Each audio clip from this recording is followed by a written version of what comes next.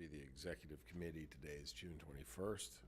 Can I get a motion to approve the minutes of May 24th, 2022? Thank you, Ms. Duncan. And a second from Mr. Rosenbaum. Are there any additions or corrections to the minutes as prepared?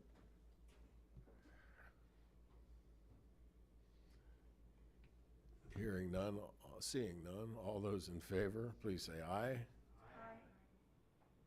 Aye. Aye. Any opposed, same sign.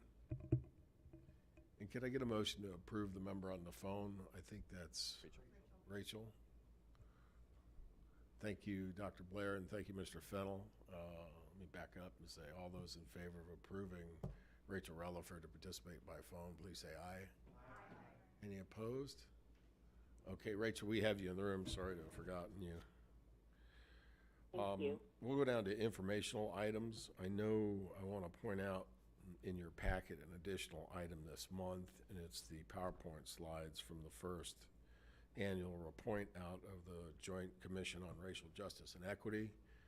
I attended that function for us last week, and I will tell you that the 8 subcommittees are doing the yeoman's work of a quasi-public body, and they have been doing so under the guise of the Open Meetings Act, which I understand through a couple of giggles in the room last week was rather eye-opening to citizen non-elected types like us who are just real accustomed to it. So please feel free to review that report.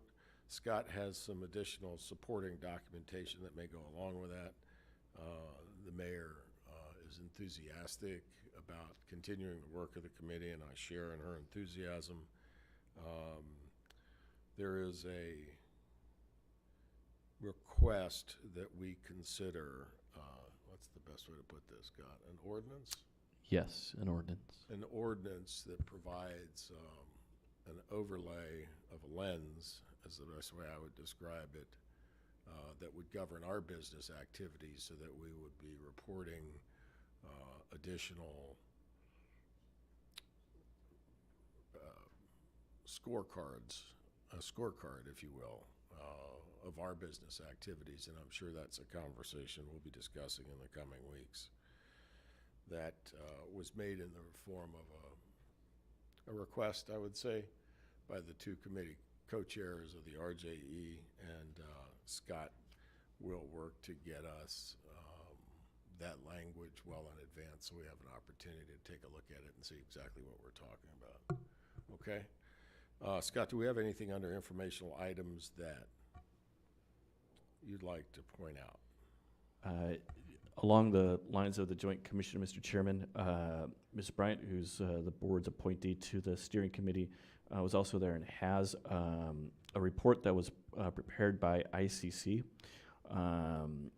to distribute to all of us. We've got hard copies, and we'll make sure the board members that aren't physically present in the room get that as well. So in between the executive committee and when you call the special county board meeting to order, we'll get those distributed to everyone. It's a pretty eye-opening report of some of the factual data of where our community is. Just quickly, additionally under informational items, no report from the auditor this month. I don't see anyone from the EDC here. They were going to come and talk about broadband, which is why it's on the agenda. But I'm sure they will be coming, so at some point, maybe after our executive session, if we've got time and if you want to, we can have them give that update. And with that, Mr. Chairman, I'm happy to answer any questions on the informational items. Thank you. Any questions for Scott on the informational items? Ms. Groves Allison? Do we have an EDC guest today to talk about this? Would you like to take the microphone right there at that table? If we have time, I think we're waiting for one more person, but if not. You're waiting for one more person?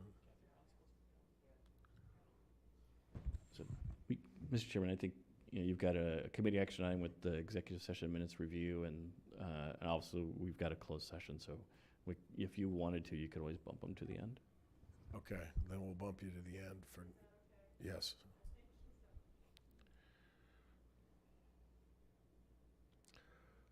Can I get a motion on the review of the executive session minutes? Thank you, Mr. Rosenbaum, and a second from Ms. Bryant. Thank you. Council? Thank you, Mr. Chairman. It's a recommendation of the state's attorney's office that all previously held minutes continue to be held because the need for confidentiality still exists, and to destroy executive session audio recordings that are more than 2 years old, except for those that deal with pending litigation. Memorize that one like a champ. Any comments? All those in favor, please say aye. Aye. Any opposed? Aye. Opposed, same sign. Okay, we'll record that as unanimous. We will take then the standing committee agendas in the order they are in your packet. Looks to me like Mr. Renaud would be first with county operations. Thank you, sir. We had one resolution, and that is the IT security risk assessment. So essentially, we were looking for a vendor to try to come in and break our systems and identify risks within our security software. And that passed unanimously, and that was all. Thank you. We just went through a similar assessment at our company, and believe me, they can break your security. It's an interesting little contract. Dr. Blair? We have a Bradley cybersecurity course that does that, so you may want to talk to me afterwards. Maybe they could do it for you.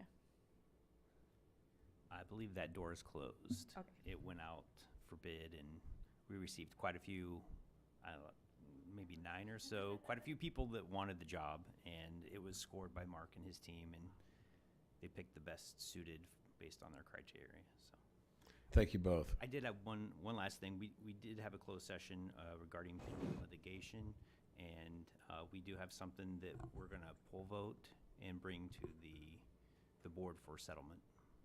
Okay, good, thank you. Any questions for Rob, Mr. Renaud? All right, we'll move on to the Infrastructure Committee. Well, Mr. Chairman, we were busy. We had 8 different resolutions, so I'll try and ramble through this, and you people try to get the drift of what we're doing. But if I make some errors, we got Amy here, who is responsible for 7 of these 8 resolutions. But the first one was by Mark Little, who presented the committee with the situation of our Recorder Deeds office, which is down on the ground floor. And Dewberry, of course, recommended that we go ahead and remodel this for both the Public Defender's Office and the IT office, and it'll create more efficiency among both those offices for what they have to do. And the money from this is going to come from ARPA, the American Rescue Plan, that many of you are familiar with. And Dewberry will be doing the architectural work as well as the engineering work. The second resolution, in fact, all the rest of the resolutions are going to be with our highway engineer, Amy. And the second one has to do with Cedar Hills resurfacing. That's out off of Route 40. And we know that that road has been under discussion before, and it, of course, is a winding road, and it needs to be, of course, resurfaced, and it's going to cost us. I think the bid was awarded to Conan, and Conan, I think they bid it close to $1 million. I think it was something like about $987,000.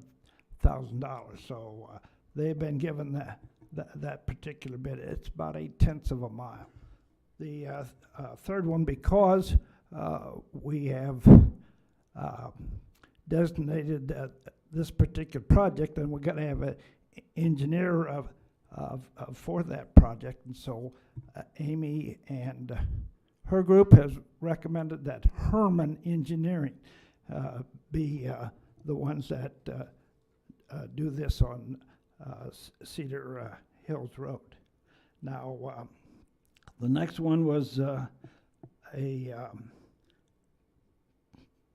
project that we've got right here in the city, Glen Avenue, which many people know how important that particular area is.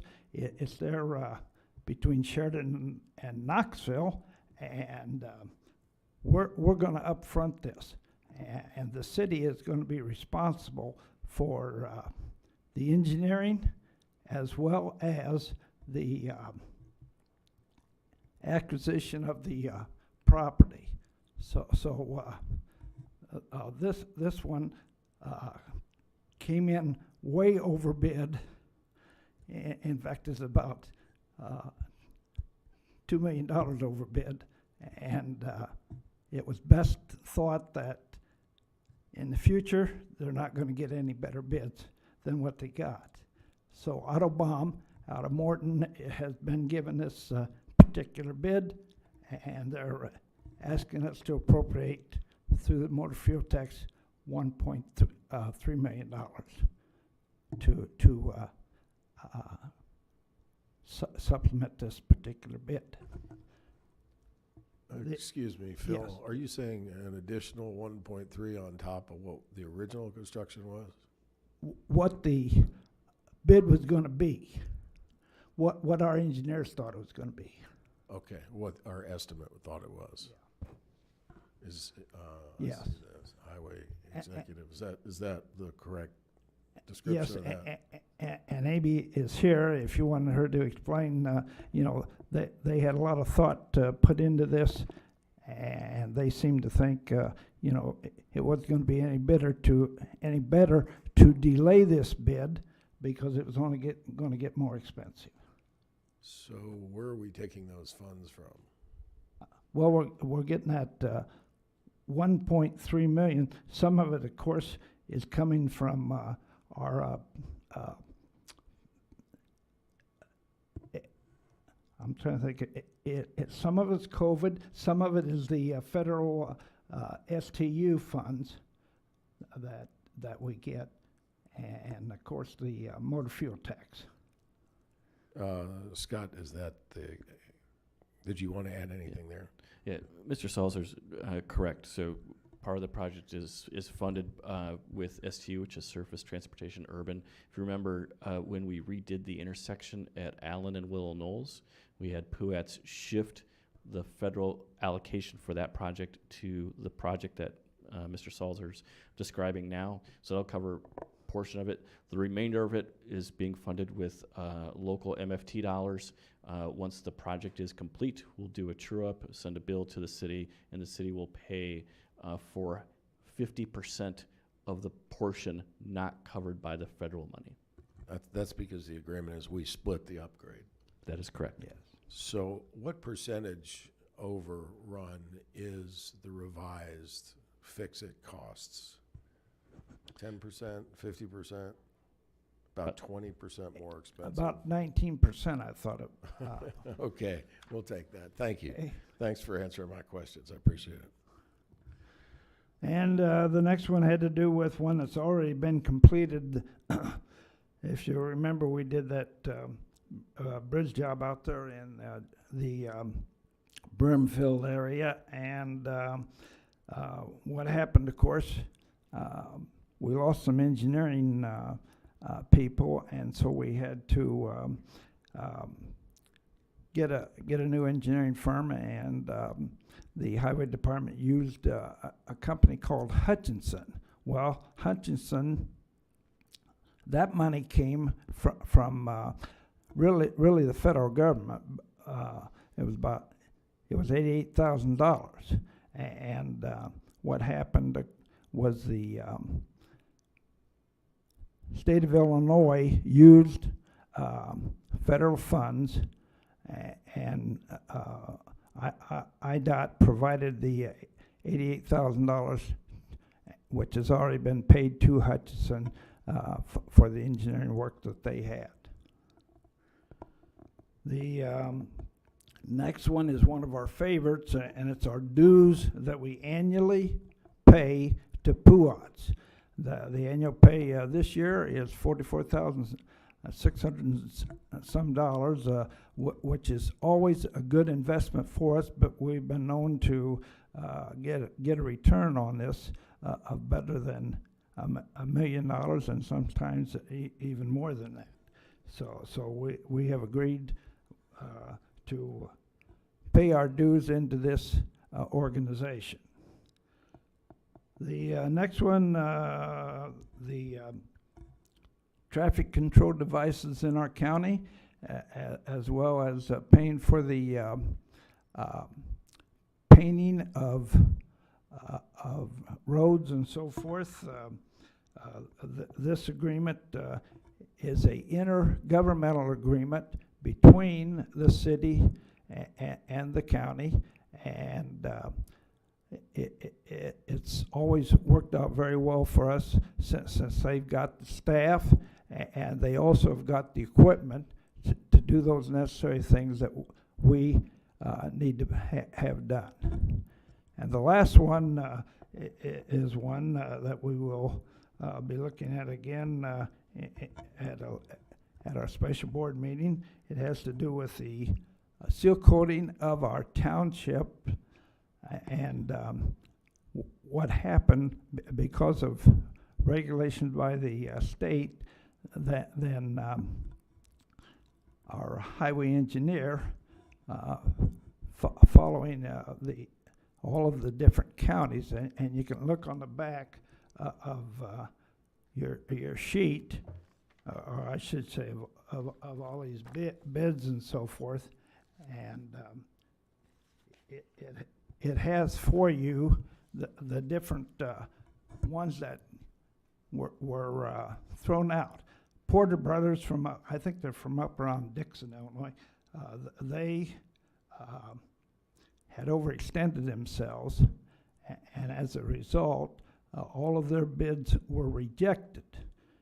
And Amy did quite a bit of work with the other commissioners, road commissioners and so forth, and she got them to agree to accept bids from these other companies. And I was looking, I had my sheet. Yeah, I got the sheet. The present one that was issued to us today, you can look on the back of that, and the ones that were rejected, the Porter Brothers that had their bids rejected because they had overextended themselves, then you can look there and you can see how the different commissioners accepted, like in Halleck Township, the payment maintenance service. R.A. Conan, they eventually were awarded, I think there's 11 of those. And then from down in Briston, Missouri, Radnor Township, they accepted microsurfacing contractors. And so those are all of the resolutions, of course, we adopted. Excellent job, Phil, as always. Thank you. Mr. Fennell? Yeah, on the Cedar Hills work, is that east of 40? It is east of 40. It's about an 8/10 of a mile strip, and of course, that area, the shoulder always, is in bad shape and so forth. And Colin is doing that particular work. Good question. Other questions for Phil? Seeing none, then we'll move on to land use. We had two resolutions, and the first resolution was through grant funding for demolitions to GIMAX. We can only do 6 of the 7. One of them came back in at about 30-some thousand, so we're not going to do that. About 3 of them were in Limestone, 2 in Princeville, and 1 in Edelstein, I believe. And then the last one was a clarification on some changes to an ordinance to clarify fee procedures so that it was more in line that was intended than could have been extraordinarily high if not corrected. So Thank you. 2 resolutions. Is JIMAX a local firm? Yeah, they're in the old concrete plant down there, like you're heading to Bartonville, up off where the old hubcap house used to be. Okay, thank you. Any questions for Jimmy? Mr. Dillon? Seeing none. Sharon? Thank you, Mr. Chairman. County Health did not have any resolutions. However, we are going to be having a special meeting just before the next county board meeting to look at the project labor agreement for the new campus. Thank you. That'll be the only topic for that meeting. Okay, thank you. Any questions for Ms. Williams? Seeing none, Mr. Rosenbaum. Thank you, Mr. Chairman. We had 4 resolutions. The first one was with Sheriff's Department for the Metropolitan Airport Authority. That was a 5-year agreement. They got very close to what it costs for us to do it, but it'll be 5 years at the same amount. The second one was with Dunlap School District, and I think we have a 3-year agreement with them. The second and third year we'll get a 3% increase each year. The third one was a problem-solving courts evaluation contract. They'll get $28,000 between this year and next year, fiscal year, for the courts with the veterans and some of the other groups. It's an evaluation to see how they're doing. And the fourth one was the Adult Redeploy Illinois grant, and that was one that I asked not to put on the consent agenda because I'd like them to come and talk to the whole board and tell them they're costing $4,000 a year for the ones that are on probation. Instead of putting them in jail, they do intense probation with these clients, and they got about a 65% rate of people going through the program without dropping out. It normally costs $35,000 plus a year to incarcerate, so it's only costing $4,000. The state's given us 25% increase, so they're up to $282,000 a year. So it sounded like a win-win. I thought this is something that our constituents should know about and hear that their tax dollars are actually working for the betterment of them, and it was kind of a win-win situation, and that's all we had. Thank you, sir. Any questions for Mr. Rosenbaum? Seeing none, we will be back to Mr. Fennell's agenda. Yeah, I think most everybody was here, but we had 1 resolution, and it was for a consultant for finalizing some of the Headington Oak accounts receivable, on Medicare. And that was voted unanimously. Thank you. Thank you. Any questions for Mr. Fennell?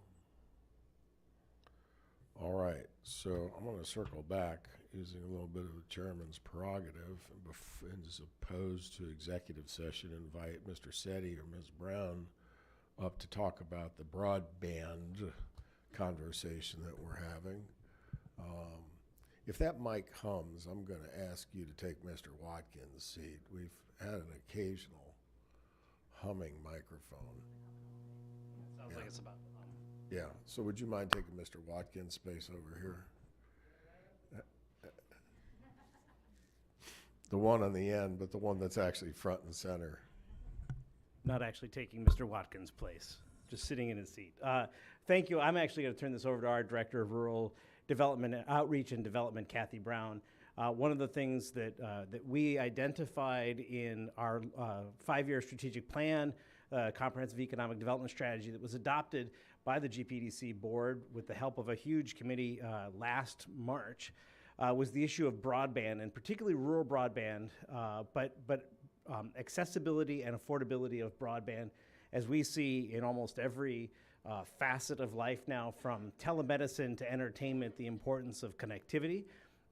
And working with a great group that's been assembled for Peoria County as well as Woodford County, are working through the Illinois Department of Commerce and Economic Opportunity and the Office of Broadband to do some planning around broadband and really trying to understand some of the issues that different parts of your community of Peoria County are struggling with. And so I'm going to turn this over to Kathy Brown to talk a little bit about some of the work that they've done, and specifically a survey that's been launched to help gather information. So thank you all very much.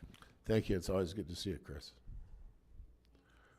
So we have some handouts that we're going to distribute maybe while I'm making a few comments. So Okay. I want to say thank you for this opportunity, and Chris really set the groundwork for us in that Greater Peoria EDC applied for participation in the Illinois Accelerate Broadband Planning Program that is led by the Illinois Office of Broadband in Department of Commerce and Economic Opportunity. And this 14-week program is really a process of learning and discovery about, what's happening within the greater Peoria region, but really an opportunity to learn from others throughout the state and really the Midwest about how they're tackling this broadband infrastructure problem. Gracie Klukas is a Lead for America fellow who's working with the Greater Peoria EDC for 2 years, and her focus is in this area of broadband deployment. What you'll see when you look at the maps that Gracie is providing, the packet, I hope that you'll really see the critical need for this in Peoria County. And really, if you look throughout our region, the story is very much the same.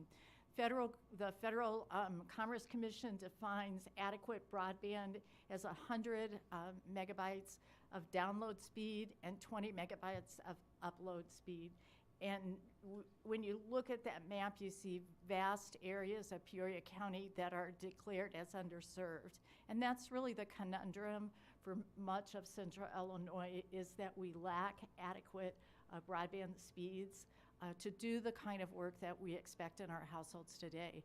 COVID really brought that home to bear when we went into remote classroom, and people were trying to do remote work as well as having their students do classroom activities.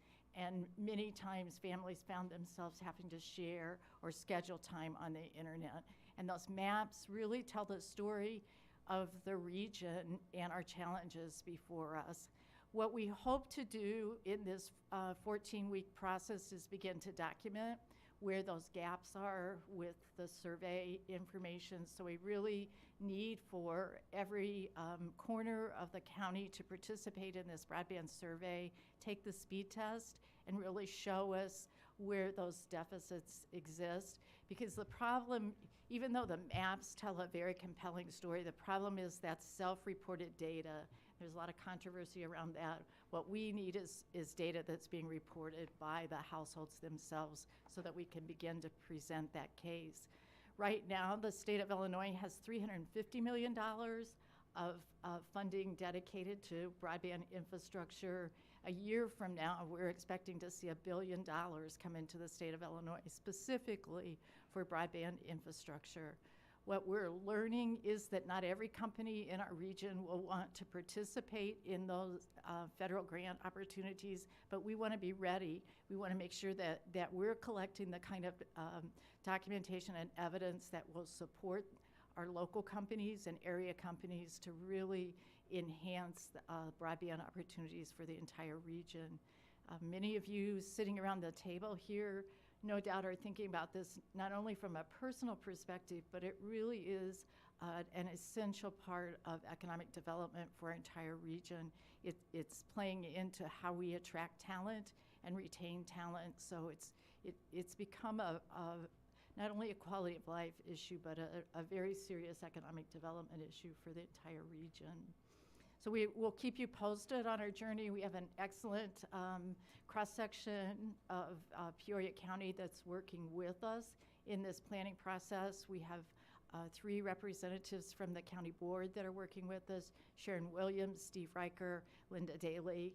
And we certainly would welcome additional participation in this learning and discovery process because we're all better working collectively on this. Comments or questions? That was kind of a quick and rapid overview. Thoughts of where we're headed? Concerns about where we may be headed with this study process? I was going to ask the very same thing. Comments or questions?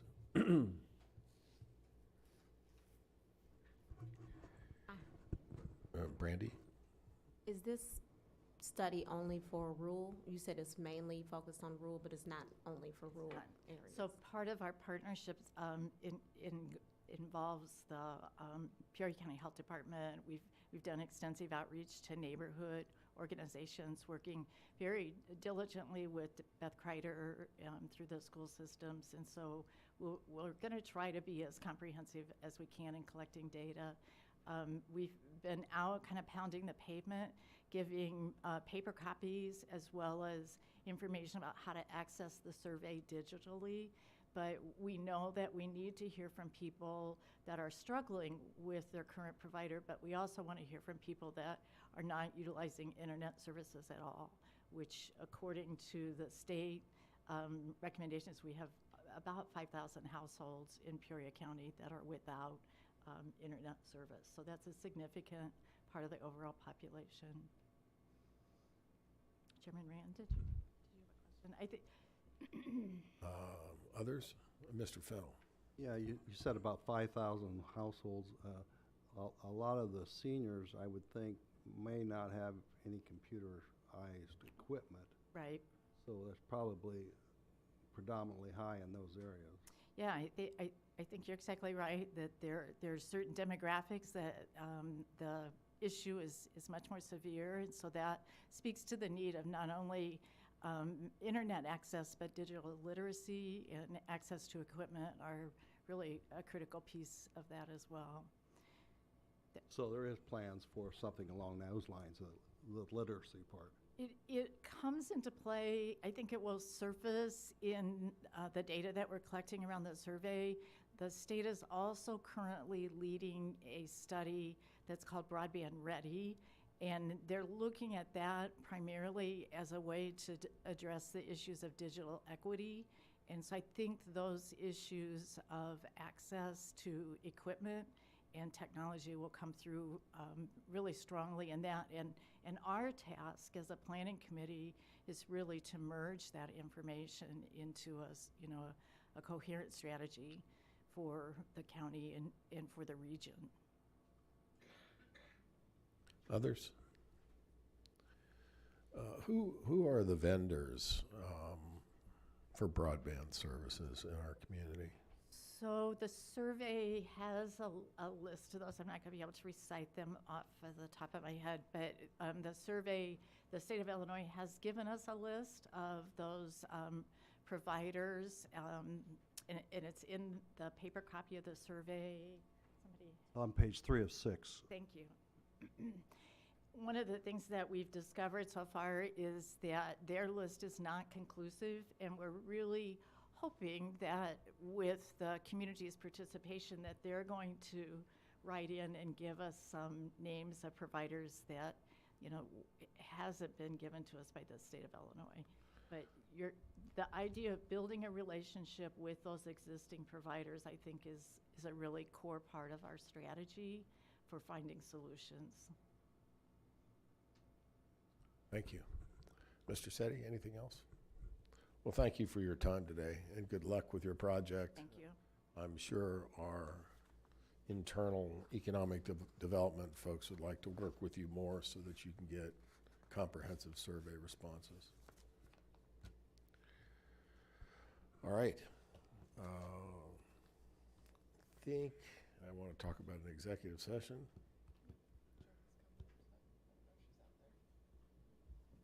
Let me just double check something before I take us into executive session. Okay, could I get a motion to go into executive session to discuss pending litigation? Thank you, Dr. Blair, and thank you, Ms. Daly. All those in favor, please say aye. Aye. Any opposed? All right, so we will go Mikeless, as I think has become our custom.